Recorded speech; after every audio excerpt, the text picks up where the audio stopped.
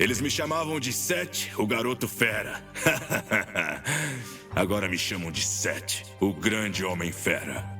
Se você já sonhou em me derrotar, melhor acordar e pedir desculpas.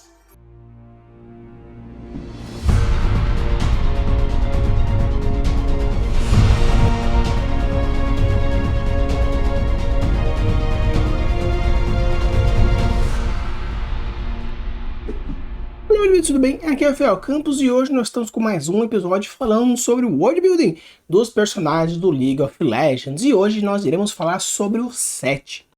Como você já sabe muito bem, os personagens que a gente vai conversando, sempre trazendo aquela proposta de primeiramente falar sobre as skins, nessa primeira percepção que eu tenho, e depois falar um pouco sobre o conto, falar um pouco sobre a biografia, como algumas relações, então parte de escrita, e trazer todas as informações que você já sabe. Sempre quando eu falo sobre a questão das skins, é a primeira vez que eu vejo, eu tento ao máximo não ter nenhuma informação para ter a análise mais crua e mais perceptível possível. Então já fica aqui já para vocês, aquele que pediu o Seth. E se você quer mais algum personagem de League of Legends e ainda não está na nossa lista, deixa aqui nos comentários qual é o personagem que você gostaria que aparecesse. Caso você não saiba, tem uma playlist falando sobre todos os personagens que a gente já viu, e sempre no final do vídeo eu falo quais são os próximos 3 personagens que vão entrar na nossa lista, beleza? Então, bora lá conversar um pouco mais sobre as skins do Seth. Então, pessoal, você começa aqui pela clássica, a gente já percebe já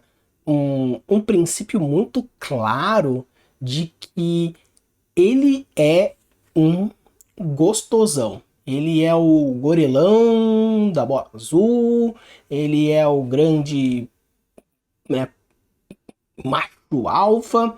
Você percebe por diversos motivos: posicionamento de corpo, peito aberto, camiseta aberta, queixo levemente levantado, porém um olhar de cima para baixo mostrando essa superioridade, um pé em cima de um corpo, parece ser uma cabeça, tanto que a pessoa tá até meio torta com a mão ali no canto da imagem, jogando uma moeda, como se tivesse tomado um porradão, bem no estilo chefe de máfia mesmo. A gente também percebe esse palito de dente, que muitas vezes é mostrado como um outro ar de marrento, uma poltrona larga, não muito alta, mas bem larga, mostrando esse poderio abrangente, porque mostra dentro dessa questão de linguagem arquitetônica, juntamente com essa linguagem corporal.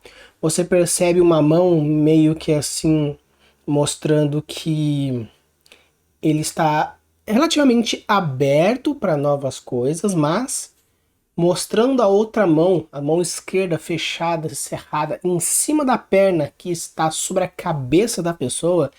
Isso mostra também outro ar de arrogância. Então, se você juntar todos esses elementos, poltrona baixa larga, pé em cima do rosto da pessoa, peito aberto, camiseta aberta, pernas abertas também, porque existe toda essa linguagem corporal masculina de que as moças precisam ser polidas, mantendo as pernas fechadas para que os seus órgãos genitais não estejam muito à mostra, mostrando esse certo pudor. Já no caso dele, todo arregaçado, falando aqui mesmo, pega aí, e essa perna e o braço e os ombros e o queixo levantado, olhar para baixo, de cima para baixo, mostrando todo esse ar, esse topetinho aí, mostrando, e o topetinho quebrou um pouco, meio que ele parece ser um malvadinho, né, que é meio emo, com o topetinho, mas todo o resto mostrando toda essa imponência dele, mostrando toda essa linguagem corporal de poderio, mostrando que você precisa ser submisso à minha pessoa, eu sou totalmente dominador da situação, das pessoas, dos locais, de tudo. Então esse é o ar que ele traz logo assim de cara, e pelo que eu fiquei sabendo, os golpes dele são tudo bem brutão, soco na cara, cabeça, quebra-crânio, né, cabeça com cabeça, enfia a cabeça no chão, socão pra cima, e gira, e taca, e uppercut. Então assim, são golpes assim, bem mais grosseiros, bem mais pesados, bem mais brutos. Então eu acredito que nesse quesito de personalidade dele, trazido com uma proposta é muito clara, principalmente com toda essa linguagem corporal, toda essa linguagem arquitetônica e de sombra e de luz também é algo muito forte. Tanto que a gente percebe que também tem uma moça aqui do lado dele, mostrando aí no lado direito dele, mostrando toda essa questão de aquelas mulheres lindas e maravilhosas que estão sempre à mercê do nosso grande e poderoso chefão, e elas normalmente podem mandar e desmandar, elas meio que são um segundo no poder, mas tem toda essa questão de estar sempre maravilhosas, sedutoras, femme fatale, comparados com o nosso grande e poderoso chefão aí. Também capanga no fundo, todo marrentão, chapéu baixo. Então assim, tudo se torna ao lado para aquele ser um grande e poderoso chefão, um boss, assim, meio que um líder de máfia, mais do tipo de gangue mesmo, não máfia meio que tipo máfia italiana, mas uma máfia um pouco mais pra russa, que é um pouco mais grosseirona, assim, ou uma clássica de gangue mesmo, que a gente pode ver em diversos filmes por aí. Já nesse é bem clássico que a gente sempre gosta de trazer, que parece que a Riot curte pra caramba, que são os mecha. Eu particularmente adoro mecha, então assim, se todo herói tivesse uma versão mecha, pra mim seria mais do que perfeito, então não tenho o que reclamar. Já então nesse caso aqui o que a gente tem? Um mecha lutando contra, parece ser um kaiju. Kaiju é meio que um termo japonês para criaturas gigantes. Então, o King Kong seria tipo um kaiju, o Godzilla, uma cobra gigantesca, um inseto gigante. Então, todas as criaturas gigantes, eles entram mais ou menos como, entre aspas, kaiju. Então, a gente percebe que tem esse elemento dele metendo o quê? Um socão e afundando o kaiju no chão. Você percebe a galera no fundo meio correndo, ah meu Deus, né? Parece ser o Lee Sin, né? Pelo menos uma das, acho que na skin clássica dele ele tem essa transona, então pode ser o Lee Sin, não sei. Sendo o Lee Sin, considerando que ele tem essa pegada meio que oriental, poderia ser uma versão alternativa de um Godzilla, né? Então, ainda mais pegando que esse perfil do robozão tem um bicho na frente, um bicho aqui, parece ter um outro bicho ali, meio que uma mistura de Megazord, como acontece no Power Ranger clássico, ou bastante na questão dos tokusatsu, de que existem, por exemplo, o Marching Force de 1993, o primeiro Power Rangerzão, que era da época dos dinossauros, então tinha o Tiranossauro, tinha o Mamute, o Triceratops, tinha o Tigre Dente Sabre, o Pterossauro, que eles vão se mesclando, formando um robozão com diversas partes de dinossauros. Então, mostrando aí, então acredito que pegando, principalmente nessa pegada aí de ser kaijuzão, bem tokusatsu, bem esse perfil do Japão de tokusatsu, ainda mais com essas partes de bicho, então acredito que seja uma referência muito direta esse perfil clássico do tokusatsu de que robôs gigantes feitos de criaturas, animais e outros elementos, ou qualquer outro ponto que seja, se juntando, formando um robôzão gigante lutando contra um inimigo aí gigante também. Então eu acho que de um perfil geral eu colocaria bem uma referência tokusatsu mesmo nessa aqui, utilizando principalmente no fundo ali embaixo algo que poderia ser um Lee Sin, por ter essa pegada mais oriente, talvez tenha essa referência direta. Aí pegando a nossa próxima skin, que é o Curtindo o Verão, e eu acho que é o Braum, né? Eu sou muito ruim em identificar os heróis quando não são aqueles, mas eu acredito que seja o Braum mesmo. E tem aí, não tem muito o que dizer. Ele mantém todo o ar soberbo dele, isso é com certeza, mas também por ter esse corpo lindo e maravilhoso, acredito que até eu teria uma soberbazona desse poder, ainda mais porque eu tô gordo, então seria maravilhoso, tipo, ter um abdômen de 6 abs, né, que a gente chama de 6 packs, que tem essa 1, 2, 3, 4, 5, 6 gominhos, é realmente um abdômen, ó, show de bola. Então eu acredito que, de uma maneira geral, o Curtindo o Verão nunca traz umas referências muito clássicas, acho que é mais para algo temático, ou galinhar, então assim, não traria muito elemento que traz um perfil de personagem ou uma história propriamente dita. Obviamente que talvez se pegar todos os heróis que têm skins de curtindo o verão, pode ser que tenha meio que num universo paralelo a galera, vamos tirar uma semana na praia, foi todo mundo curtindo a praia, depois que você começa a ler mais sobre os contos e as histórias, e a galera mais inteirada dentro do mundo fala que muitas vezes skins ou são promocionais, ou são para vender, ou são histórias paralelas, ou mundos paralelos, ou referências diretas e indiretas para coisas diferentes, não necessariamente estão todas conectadas. Então, acredito que pegando essas aí de curtindo o verão, eu até meio que passaria reto, mas para falar aqui para vocês, eu traria mais esse elemento. Então, tem essa pegada bastante tropicália, bastante caribe, bastante de havaiano pelas flores, pelo neon, pelo apito. Tem até uma cena nas branquelas que o Terry Crews ele tá lá todo, né, sem camisa e usando várias essas pulseirinhas neon e apitando e tudo mais. Talvez tenha uma referência nisso. Não sei. Não sei o que passa na cabeça da galera da Riot para dizer se sim ou que não. Porém, de uma maneira geral, não acharia algo como duvidoso ou até mesmo referenciado. E caso não seja referenciado, por ter um perfil mesmo, um homem musculoso, podelão e todo gostosão, mostrando todas essas coisas maravilhosas pra galera, não acharia estranho ele pegar meio que nesse arquétipo mesmo. Pegando aqui agora fogos de artifício, é bem interessante porque existe diversos heróis que têm uma pegada muito parecida. Ou, por exemplo, a Jinx, se eu não me engano a Jinx tem, a gente não falou sobre a Jinx aqui, mas quando eu tava vendo Arcane, eu vi que tinha alguma coisa relacionada a fogo de artifício, mas eu sei que, por exemplo, a Diana tem, se eu não me engano, a Aphelios também tem. Então acredito que todos esses heróis que compartilham a mesma temática de skins, né? Por exemplo, Guardiãs Estelares, Luas Sangrentas, mechas, alternativos, espirituais, prestígio, benções. Então acredito que todos esses heróis que possuem essas skins que compartilham a mesma temática possam ter alguma história paralela dentro de um universo paralelo, como mostrou, por exemplo, na história, se eu não me engano, me fugiu agora o nome do herói, mas tem a história que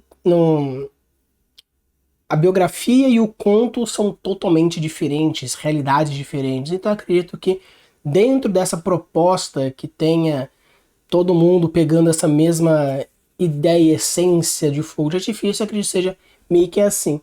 Então, tirando a primeira skin clássica, que o set traz toda aquela ideia de linguagem corporal, de gostosão, de forte, de imponente, daquele que manda e tudo mais, as outras skins, elas meio que só ficam em cima do fato dele ser um cara fortão, gostosão, mas não traz essa essência da soberba, não traz essa essência do fodelão, desse chefe que manda e tudo mais. Então acredito que, pelo menos até agora, de todos os heróis que a gente falou até agora, o 7 é aquele que menos se mantém uma constância conceitual entre as imagens.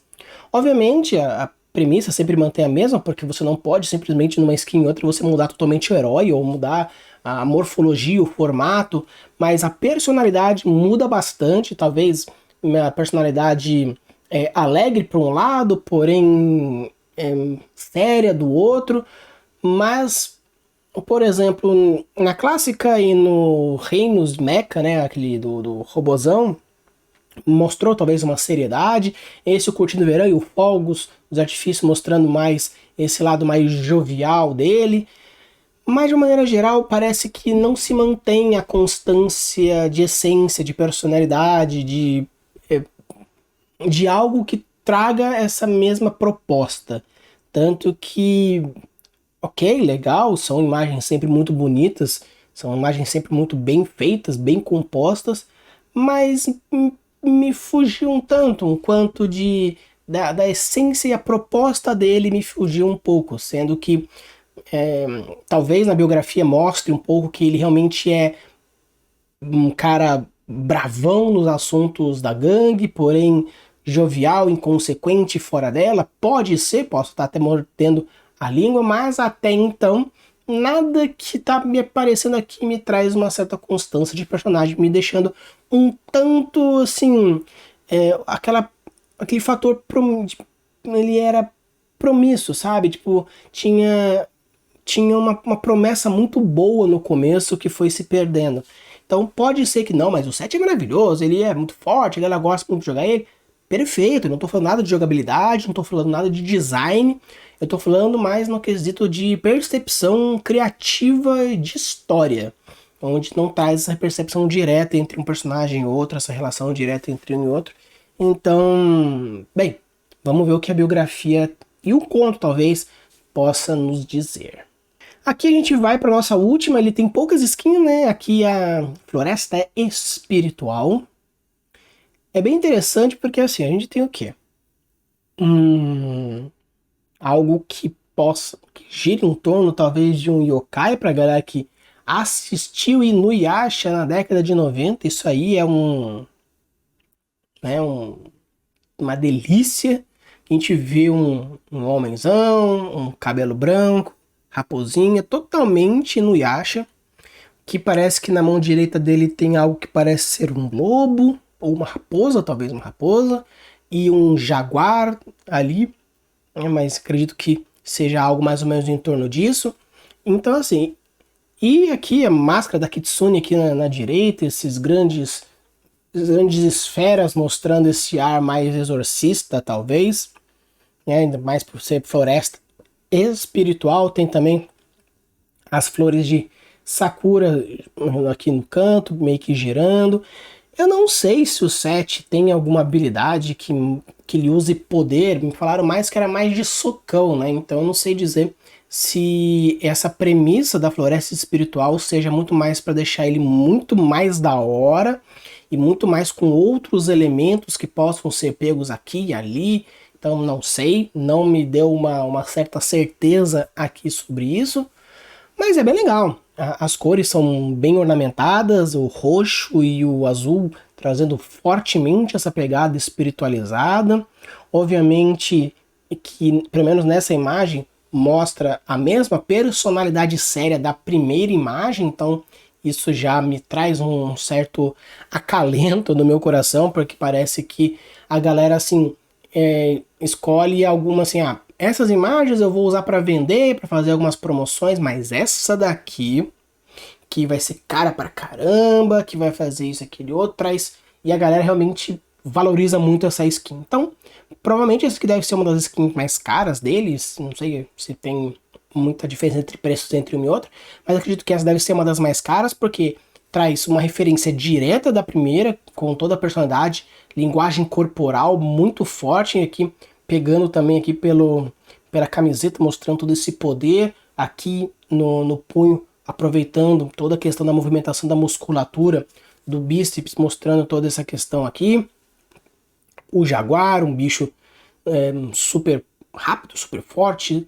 Temos aqui uma raposa trazendo essa inteligência, espiritualidade, um com mais agressividade, outro mais espiritualidade e a sabedoria. Então trazendo toda essa referência, e aquele lá no cantinho ali da imagem parece uma estátua de pedra de algum bicho também. Então acredito que de uma maneira geral, por mostrar que tem um templo em volta, ele deve ser realmente um guardião da Kitsune também, aproveitando também que tem esse lado aí da máscara da raposinha branca. Então acredito que seja mais essa pegada. De uma maneira geral, as skins são skins bem bonitas, eu gostei bastante. Obviamente essa se torna a minha preferida juntamente com a primeira, porque é a clássica, né? Que traz toda aquela essência direta da premissa do personagem, e de uma maneira geral é isso aí. Vamos ver agora se no conto e se na biografia vai trazer alguma explicação de alguma dessas skins, ou se a gente vai dar aquele hate clássico por ser algo mais ou menos mal escrito. É uma coisa que todo mundo que já percebeu bastante, aquele que curte League of Legends já percebe que, tirando a série Arcane, que realmente a galera escreveu uma história boa, um enredo bom, uma animação boa, mas parece que a parte das histórias, biografia, meio que chutaram o balde e deixou na merda. Mas vamos ver. Às vezes pode ser que eu me arrependa. Espero que eu me arrependa, porque eu gosto muito de ler as histórias aqui do League of Legends, então vamos ver se essa biografia vai fazer com que a gente goste ou não. Então, pessoal, vai falar um pouco sobre a biografia do Seth, e que bom, né? Que bom que eu mordi a língua sobre aquele quesito que eu tinha falado alguns segundos atrás dentro desse vídeo, porque sempre que eu vou para a biografia, eu paro o vídeo, leio e trago as minhas primeiras impressões, então não existe motivo nenhum para que eu faça uma relação direta só depois que eu li. Então eu acho bem legal porque todos os meus comentários nas skins são totalmente livres de qualquer informação, e quando eu leio a biografia, eu não li o conto ainda, então todas as minhas análises serão totalmente focadas em cima da biografia, e quando a gente entra no conto aí eu tenho todas as informações e com isso eu consigo trazer uma coisa um pouco mais direta. Então é bem legal porque aqui mostra, né, Seth, o chefe, e a biografia dele mostra totalmente isso. Ele é um meio humano com meio Vastausiano, eu acho que, se não me engano, é a raça da área, eu não lembro, mas ela é, né, meio yokai. E é bem interessante que quando eu falei sobre o Inuyasha na outra parte do vídeo, realmente bem isso. Ele é meio que um yokai com um humano, se tornando um meio yokai, então ele era um garoto meio selvagem, meio fera, tanto que ele chamava de garoto fera. Então a mãe dele, que era meio que a yokai, e o pai dele, que era humano, eles tiveram aí um filho que não podiam, aí que nasceu o Seth, e aí a mãe foi expulsa da tribo dela, aí a galera não meio que segurava as pontas, porque o pai ele era um porradeiro muito cabuloso, no lutador das areias, das arenas, ele era um puta guerreirão, então a galera não fez nada, e quando o pai sumiu, ele começaram a mostrar todo aquele ódio, começaram a ir pra cima do Seth, aí ele amadureceu rápido, começou pra rua, bateu e socou, aí a mãe falou pra ele não ir pras arenas, ele foi pras arenas, é muito comum isso, que a galera fala assim, se você quer que alguém vá pra algum lugar, fala que não pode ir, porque com certeza ele vai. Você fala assim, não, pode ir lá de boa, tranquilo, a curiosidade não vai bater, e com isso a galera não vai. Isso dentro das histórias clássicas, obviamente. Então, depois que ele fez toda essa iniciação, ele foi lá e esperou a arena acontecer, aí perguntou do pai, fala assim, não, o pai foi embora porque aqui não estava sendo lucrativo mais, então ele foi embora porque estava em busca de mais dinheiro, ele ficou com muito ódio, entrou para lutar, arrebentou, cresceu, subiu na vida, se tornou meio que o invicto, ele viu que o dinheiro ele ganhava muito, mas depois ele queria ganhar mais dinheiro, conseguiu convencer na base da raiva, na base do ódio, na base da violência, de que ele deveria ser o novo chefe da arena, e agora ele é essa arena que antes era só um lugar de disputas de batalhas, agora se torna um grande mundo de apostas, porque traz todo esse dinheiro e com isso ele consegue manter toda essa soberba, porque ele não quer mais ser aquele meio garoto pobre que o pai abandonou e a mãe lutava todos os dias sacrificando para conseguir um pouco de dinheiro. E por que eu falei que eu acho que realmente eu mordi a língua? Porque a gente mostrava que existia duas personalidades do Seth. A personalidade marrenta, que é da principal lá da skin clássica, que tem até a imagem aí da biografia, e a última falando sobre o quesito da floresta espiritual, que também traz toda essa ideia. E nós temos outros mais simples, né, mais de boas, como Curtindo o Verão, ou até mesmo no quesito do fogo de artifício. E pelo que é dito na biografia, que a única pessoa que conseguia meio que amolecer o coração duro do Seth era a mãe dele. Então acredito que a skin que mostra fogos de artifício talvez seja o momento que ele leve a mãe para curtir os fogos, então ele traz todo esse ar mais leve, mais solto, mais brincalhão, ou levando a mãe para a praia, nessa proposta de curtir no verão. Então eu acredito que sim, possa ter essa relação, eu posso estar criando essa relação. Caso eu esteja criando essa relação e não existe uma relação direta, não algo que a Riot gostaria de ter feito isso, ponto para Riot. Porque isso se chama gatilho da antecipação. O gatilho da antecipação consiste no quê? Você trazer uma informação que seja tão cativante para o seu leitor que faz com que ele crie hipóteses, porque falta informação. Uma coisa é você colocar o gatilho da curiosidade, algo que eu falei para vocês no episódio de gatilhos mentais, vou deixar aqui o cardzinho para vocês irem lá, caso vocês não tenham visto ainda. Então quando a gente fala sobre o gatilho da curiosidade é simplesmente você trazer um gancho e falar, quero saber mais. E com isso você vai e logo logo você explica de alguma forma. O gatilho de antecipação é algo tão mais forte que faz com que a informação que esteja faltando naquilo eu busque por minha conta, fazendo com que eu crie teorias e faça com que isso se torne muito mais longe da história, muito mais profundo na história. Então eu acredito que, caso não tenha colocado isso, de que existe essa relação direta, eu criei essa hipótese. Então ponto para Riot, porque ele criou esse gatilho da antecipação, querendo que antecipasse a informação. Então será que realmente aquelas duas skins mais de boas é porque ele tá com a mãe, ou porque realmente a Riot ela fez merda, mas conseguiu criar essa informação, esse possível gancho entre os dois pontos. Então, parabéns. Eu gostei bastante dessa biografia porque é uma biografia sucinta, direta, e ela abraça a ideia de ser uma biografia descritiva. Era uma vez uma criança que nasceu assim, que cresceu assado e acabou dessa forma. Ponto. E agora, hoje, a história acontece dentro do mundo de League of Legends e aí, perfeito. Então, todas as informações que são necessárias para o entendimento mínimo do personagem é colocado nessa biografia descritiva. Então, parabéns. Gostei. Não é uma puta biografia, porém também não traz uma coisa assim, tipo, é uma coisa que foge da normalidade, é algo muito diferente, inusitado. Não tem problema. Clichês não são ruins. O clichê só é ruim quando o quê? Ele é mal feito. Clichê bem feito se torna tendência. Clichê mal feito se torna o quê? Acho que é o clichê clássico, né, que a gente chama desse afastamento. Então, se você faz uma coisa que já é uma coisa batida, mas é bem feita, é uma tendência. A galera, tá dentro do subgênero, tá dentro do arroz, né, arroz com feijão, do gênero e subgênero, mas quando, né, as comodidades, elas se caem na mesmice e não tem nada de novo e o negócio é ainda bem mal feito, aí entra no clichê propriamente dito. Então, parabéns, gostei, é bem interessante. Obviamente vou deixar aqui o link na descrição para vocês tirarem as próprias conclusões, caso você não tenha lido ainda, porém, obviamente, puta bem escrito não é.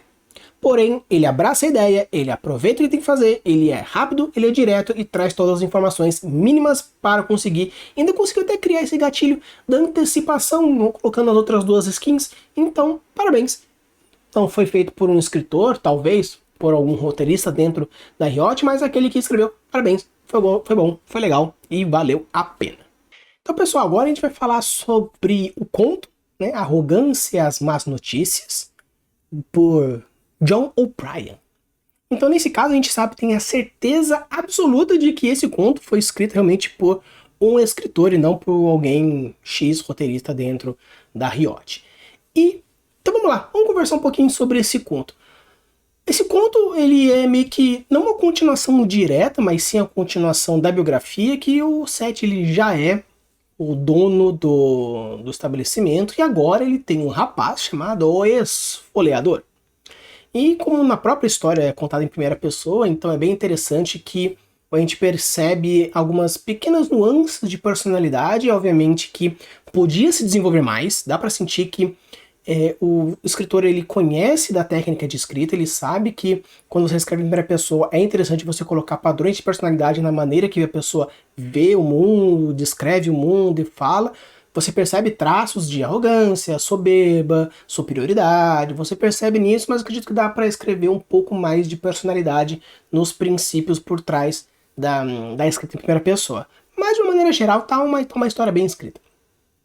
Então, ele escreve mais ou menos assim, que esse cara, o esfoliador, ele já tá ficando mais soberbo e tudo mais, e ele desafiou o Seth da mesma forma que o Seth desafiou o antigo dono. Então ele já sabia o que ia acontecer, ele já sabia o que poderia acontecer, e o cara todo arrogantão falou, olha, então, e aí? Vai me dar um pouco dos seus lucros, porque a galera vai me ver, não vem aqui por você, vem aqui por mim. Aí ele falou assim, não, aí ficou na discussão e falou assim, beleza, então a gente luta, eu, né, um herói aposentado, um lutador aposentado contra você, que tá super no auge, então a gente vai lá, a gente luta, mas é a minha única condição.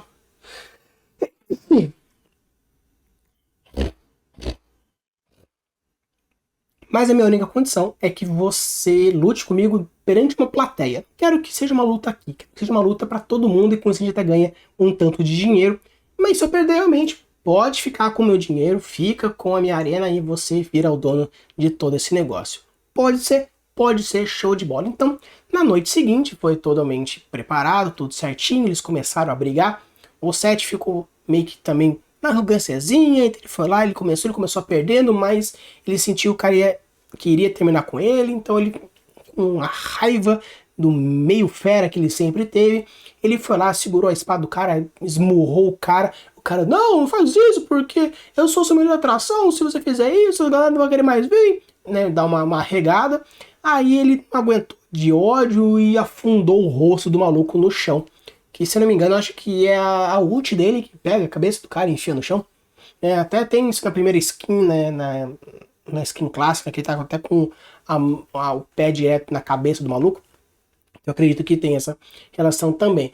Então ele luta, enfia a cabeça do cara no chão, mostra todo esse poderio que ele tem, pega o dinheiro da noite, leva até a mãe. A mãe fala, ai meu filho, o que aconteceu? Sua mão tá toda cortada, o que aconteceu? Não, mãe, que eu tava na construção. E que você construiu hoje? Eu construí um orfanato. E a mãe dormiu feliz porque sabia que o filho dela tava dentro de um emprego respeitável.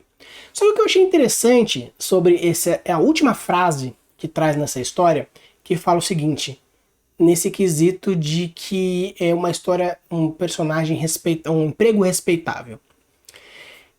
Essa história fala muito sobre soberba, sobre respeito, sobre admiração, sobre quem manda, quem obedece, quem é chefe, quem é empregado.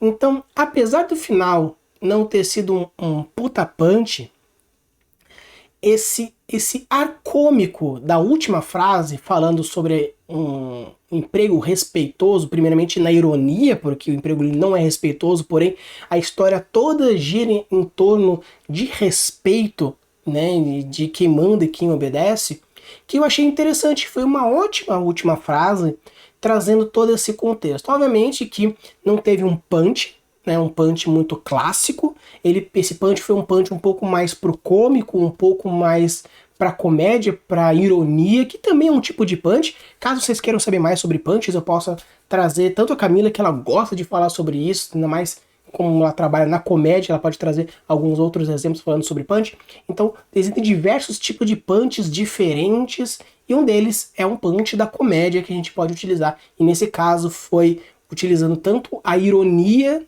por não ser o emprego, mas também pelo fato de que a história toda gira em torno dessa questão da arrogância, dessa questão do respeito e tudo mais. No quesito história, como um conto, ele não é como eu falei pra vocês, uma puta história, não é algo que é, nossa, é incrível, é maravilhoso, é algo assim, fora da caixinha. Não é. É uma história simples, direta, concreta e sem muitos riscos. Ok, perfeito. Da mesma forma que o conto, da mesma forma que a biografia, né, o conto e a biografia e as skins, elas não fogem muito do tradicional, fica tudo no feijãozinho com arroz, no clássico, e funciona. Porque às vezes você quer inventar tanto que você quer fugir da sua zona de conforto de uma tal forma que você não está preparado ainda para esse tipo de coisa, e você no final acaba construindo uma coisa meio meh, né, meio bosta. Então assim, o John O'Brien, o que ele fez? Fez um conto, realmente. Tem um começo, meio e fim, porque normalmente quando a gente fala sobre conto e tem uma quantidade mínima de palavras, né, máxima de palavras, porque existe um limite, senão deixa de ser um conto. Então, considerando o tamanho da história, ele teve um começo, teve um meio e teve um final. Não é uma cena que tem... Porque tudo tem começo, meio e fim. Né? Uma cena, uma situação, uma história, um conto, uma trilogia, uma saga. Tudo isso tem começo, meio e fim, porque tudo começa, tudo tem um meio, tudo é um desenvolvimento e tudo tem um final. Mas se você começa e termina uma cena, a sensação de ter iniciado e não ter terminado é muito grande, porque cenas servem como uma histórias únicas. Cenas servem como cenas. No caso, teve uma história. Começou o dia, começou a situação, teve uma problemática, teve um desenvolvimento, teve uma ápice, teve uma queda, a conclusão e a volta do Elixir. Então, até mesmo dentro dessa história você consegue perceber o quê? Levemente uma jornada do herói, bem leve, mas você percebe muito claro o que? A estrutura dos 3 atos. Você apresenta os personagens e as problemáticas.